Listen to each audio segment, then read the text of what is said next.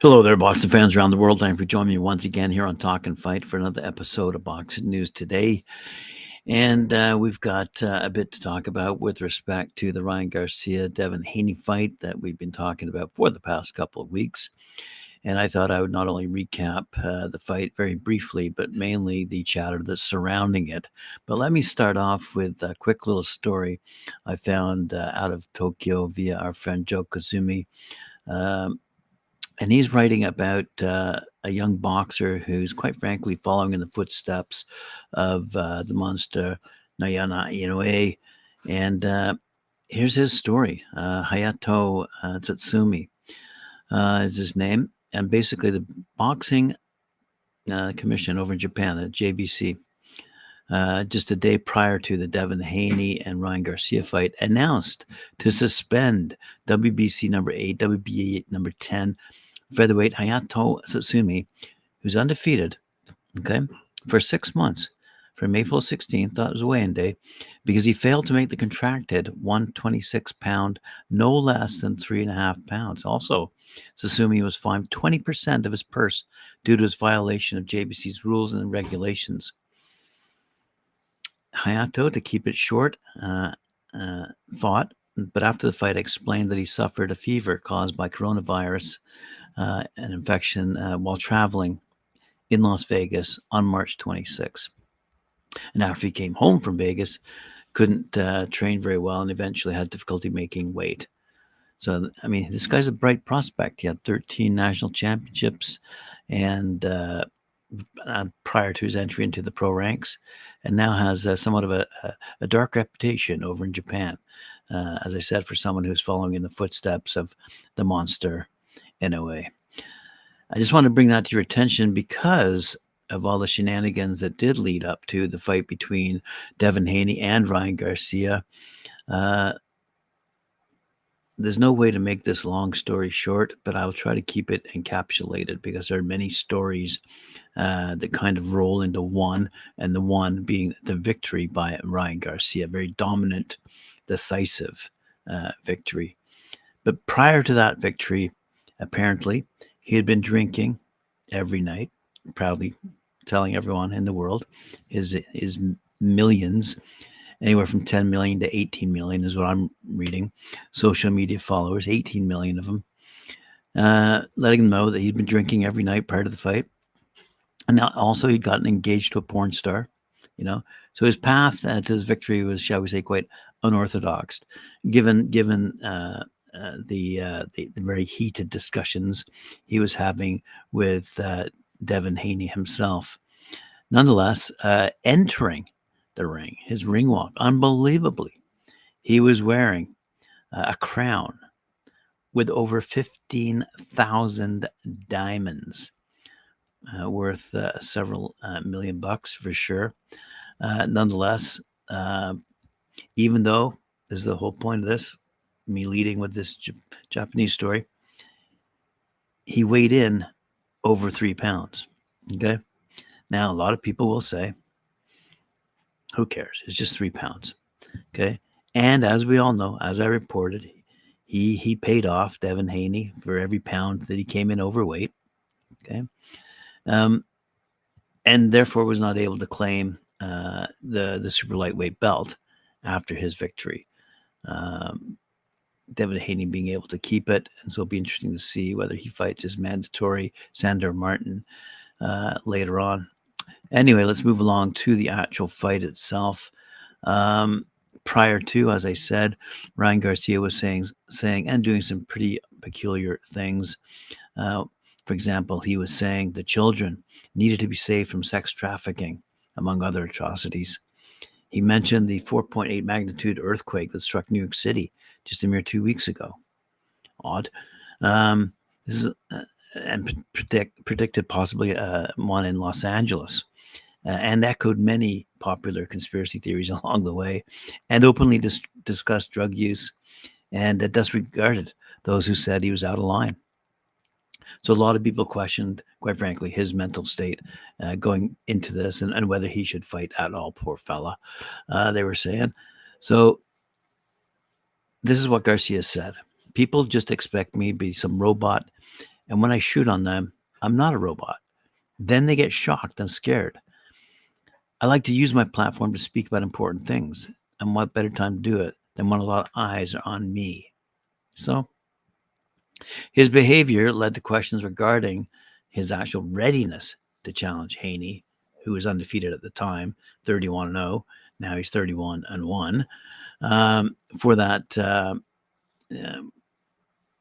WBC Junior Welterweight Championship that took place in Brooklyn. For those questions that were answered when he failed to make weight, as I said, therefore he was not able to win the title. Especially in wake of losing to Gervonta Davis. So anyway, he was an underdog of huge proportions going into this fight. Okay, and yet he won. So that came as a massive surprise to many. So among the people who are betting, I'm glad I'm not a betting man. But if you put a few bucks down on him, you would have made quite a few bucks with that victory, and it surprised an awful lot, not just the bettors, but the so-called professionals out there. For example, let me just quote my good friend Eddie Hearn. "Wow, this sport never ceases to amaze me," he said. "Hats off to Ryan Garcia, Devin Haney, heart of a lion. What a fight." Okay, Shakur Stevenson has to say, "Much respect to Ryan Garcia. I'm keeping my word. I'm giving you my respect. Now keep your word and let's make it happen, my guy." Beautiful performance. So I guess Shakur's looking for a fight. Clarissa Shields chimed in, "Wow, congrats, Ryan Garcia. You proved all of us wrong. 100%. Definitely earned it," she said. Gervonta Davis weighed in. "Forget Devin. Where Bill at? Where Dirt at?" Okay. Caleb Plant, hell of a fight. Tony Harrison, Ryan faked our dumbasses out. Jamel Herring, got to give credit where it's due. Ryan fought his ass off, probably one of his best performances, but man, he missed out on being a champion with that black eye at the weigh-in. But it is what it is. Joseph Diaz, boxing world just got more spicy. King Callum Walsh, that's the power of losing your mind. Yardinis Yukas, wow, great fight. Haney Ryan. So there you go. A lot of pundits quite surprised. One of the analysts, Chris Agiri, had this to say with respect to Haney losing. He noted that the pressure was definitely put on Haney to fight in a rather entertaining manner.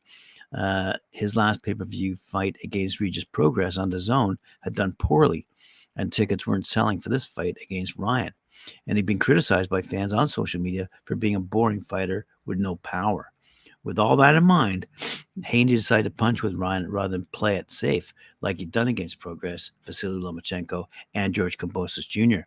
Haney had no choice, and the results showed that he was not equipped to brawl with power punchers like Ryan. Said Algieri, "I said leading up to this fight that Ryan's path to victory was to try and get Haney to trade with him. He didn't have to get Haney to trade with him. Haney chose to trade with him.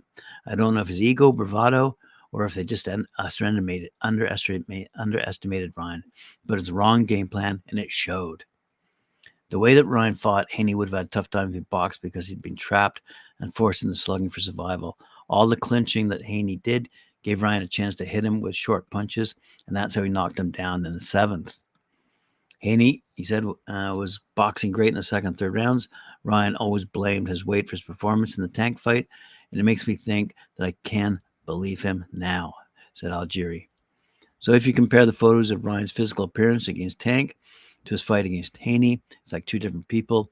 Ryan looked emaciated and sickly against Tank, whereas against Haney, he was muscular and strong. He learned from that fight to this fight and said, "Why would I make the weight and be weak? Tonight, he showed great poise, explosiveness, and a gas tank. He poured it on late in the fight," said Algieri. So there you go. Some good technical analysis, I suppose, on how Haney managed to lose the fight to Garcia. So what's next for Ryan Garcia? We're going to see a rematch with Devin Haney? Maybe. Doubt it, because Garcia has expressed an interest in, quite frankly, moving up in weight classes. And if it were to happen, a rematch would likely be at that 147 limit. Potentially a Gervonta Davis rematch. Probably now would be quite highly profitable and attract significant interest. Gervonta is 29-0, 27 knockouts, but he's set to take on Frank Martin in a lightweight bout. So he'd have to jump up 2 weight classes. But promoter Oscar De La Hoya did suggest a fight at 144 or 145 catch weight.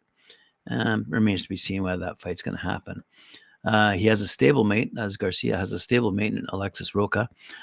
Given Garcia's intention to move up to welterweight, a bout against Alexis Rocha, who's 24-2, by the way, no slouch, could make sense.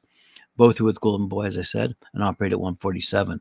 Making this should be straightforward. Also help Garcia test the waters at welterweight before going after the division's elite. This may not be the most lucrative fight, but it does require minimal hassle to make. Other names out there being bantered about. Teofimo Lopez. Now, he's already said, show me the money. And I think he was shown 1.5 million, so he turned that down. So we don't really think Teofimo is going to be in the mix. But one guy who would, as they say, and this was on the Bleacher Report, as I'm scanning the internet for various stories, this one was a good one. What would break the internet? Garcia versus Jake Paul. I'll let you chew on that one for a bit. All right. Have a look at the undercard here, as reported by Ring Magazine. Joseph Santoliquito. He said if there are any nerves prior to the Garcia-Haney fight, Charles Conwell hit them well. He walked into his dressing room bowels of Barclays Center on Saturday afternoon with an easy demeanor, as calm as you could be. If you're any more relaxed, he would have been asleep. It had been 16 months, going back to November 26, 2022, since Conwell, the former U.S. Olympian, was in the ring throwing fists for money. And on Saturday night on that undercard at Barclays Center in Brooklyn, Conwell, who's 19-0, by the way, 14 knockouts, snapped his inactive spell with a 6-round stoppage win over tough veteran Nathaniel Gallimore, who's 22-8-1, by the way. So there was some other fights that did take place on a pretty good card. David Jimenez took the WBA interim junior bantam title. Basically, let's have a quick read here. It was John Scrappy Ramirez who's carrying the flashy torch, larger hair than himself, carrying the hype train, but it was David Jimenez who wound up winning on substance, taking the interim WBA interim junior bantamweight title by unanimous decision, 117-111 on 2 scorecards, 116-112 on the other. Bakhtimir Melikuziev, who we mentioned last week, going up against Pierre Dibombe, and he handed him his first loss. Southpaw super middleweight Melikuziev, he's 14-1, notched possibly his biggest victory to date, handing Pierre Dibombe 22-1-1, 12 knockouts, his first loss on a unanimous 8-round technical decision victory by scores of 79-73 and 78-74 in a scheduled 10-rounder. Yeah. The ringside doctor had to, by the way, put an end to that fight due to a pretty decent bleed. Nonetheless,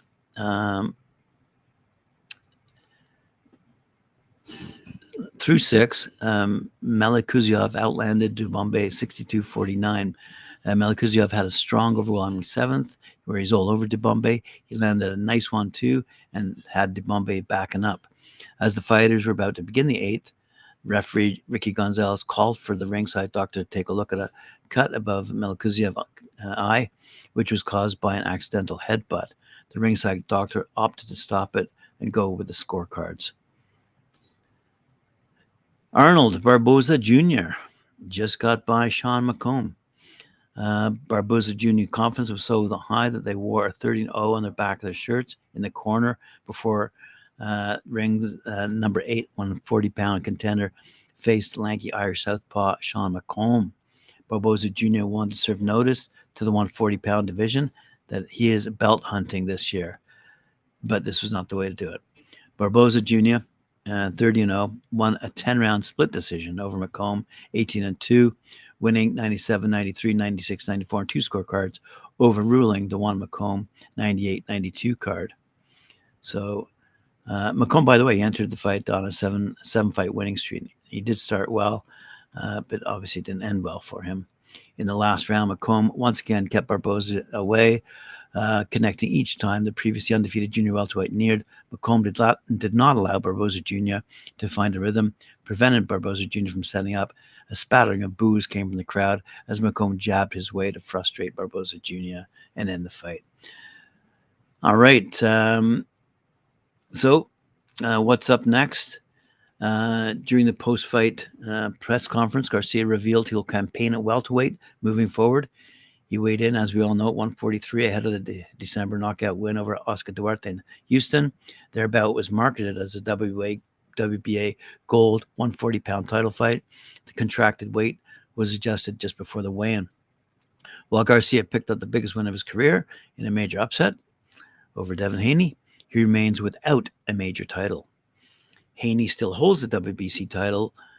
He won when he dethroned Regis Progress last December 9th in San Francisco, and he's expected to next defend against mandatory challenger Sandor Martin, 42-3, a 30-year-old southpaw from Spain. So where they both head, who knows? That's the world of boxing, because everyone had Haney winning that fight hands down, given the madness that Garcia showed. But nonetheless, Garcia showed he was merely fooling the media and all the pundits on the way to his victory. Let's go full circle here and back up in Japan for the final story of the episode. IBF super flyweight champ Fernando Martinez will meet WBA champion Kazuto Ioka on July 7th in Tokyo. And a press conference was held to announce the fight at the stadium in Tokyo. And it's an attractive meeting of 115-pound champs with 35-year-old four-division champion Ioka, 31-2-1, by the way, 16 knockouts, set for the second defense of his title, and Martinez making the third defense of his. The Argentine turned pro in 2017 in 16-0, coming off an 11th-round stoppage of Jade Borneo last June in Minneapolis. Ioka, who turned pro in 2009, has claimed titles at strawweight, junior flyweight, and junior bantamweight. He fought to a draw against Joshua Franco at the end of 2022 in an attempt to unify junior bantam, but won a rematch 6 months later after Franco had failed to make weight. Ioka stopped Josper Perez in 7 rounds his last fight New Year's Eve, and Ioka Martinez takes place a week after John Francisco Estrada defends his WBC title against Jesse Bam Rodriguez, a fight to take place June 29th at Footprint Center in Phoenix, Arizona. Well, there you go, fight fans. Thanks for joining me here on Talkin Fight. Appreciate it very much. Remember to like, share, subscribe, hit that notification bell, and we'll see you again on talkinfight.com for another episode of the news. Goes live 11 a.m. Eastern Time. Cheers.